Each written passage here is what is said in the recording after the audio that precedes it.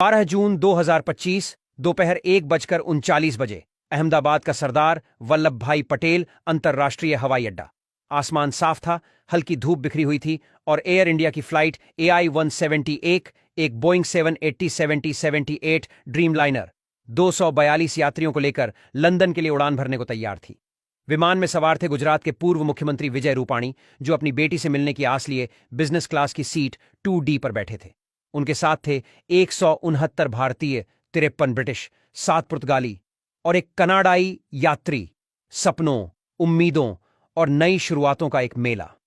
लेकिन किसे पता था कि यह उड़ान, जो जीवन की नई कहानियां लिखने जा रही थी, पलक झपकते ही एक बहुत दर्दनाक हादसा बन जाएगा। कैप्टन सुमित सभरवाल, जिनके पास 8,200 घंटे की उड़ान का एक्सपीरियंस था, और उनके साथ फर्स्ट ऑफिसर क्लाइव कुंदर, जिन्होंने 1100 घंटे आसमान को नापा था, कॉकपिट में थे। सभरवाल एक लाइन ट्रेनिंग कैप्टन थे। वह न सिर्फ विमान उड़ाते थे, बल्कि नए पायलटों को भी प्रशिक्षित करते थे। दोनों की नजरें रनवे पर थीं, और जैसे ही विमान ने आसमान की ओर उड़ान भरी, मेघानी नगर के ऊपर समुद्र तल से मात्र 645 मीटर की ऊंचाई पर कुछ अनहोनी होने लगी। अचानक रेडियो पर एक चीख सुनाई दी, मेडे, मेडे, मेडे।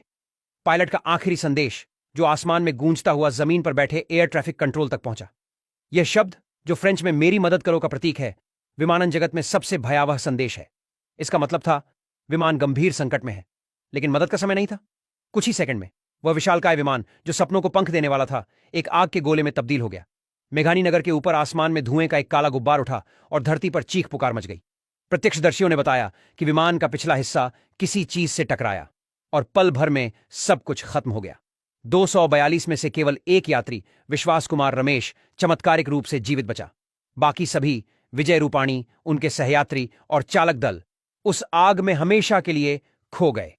जमीन पर फायर ब्रिगेड की गाड़ियां सायरन बजाती हुई मलबे की ओर दौड़ी। स्थानीय लोग, जिन्होंने आसमान में वह भयानक नजारा देखा, हैरान थे।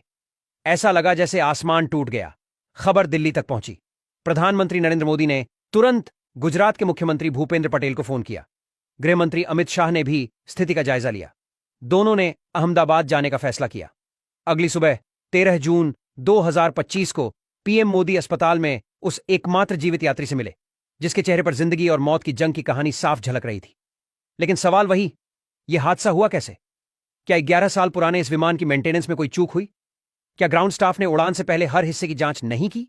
या फिर वह पल इतना भयावह था कि अनुभवी पायलट सभरवाल और कुंदर भी कुछ नहीं कर सके?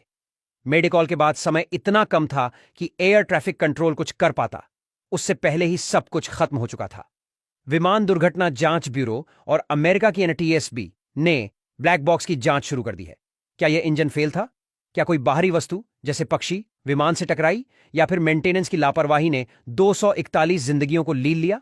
विजय रूपाणी, जो कभी गुजरात के बड़े नेता थे, अपनी बेटी से मिलने की खुशी में लंदन जा रहे थे। उनके साथ थे दर्जनों परिवार, जो अपने सपनों को सच करने की राह पर थे। लेकिन वह उड़ान, जो जिंदगी का नया अध्याय लिखने वाली थी, एक दर्दनाक अंत बन गई।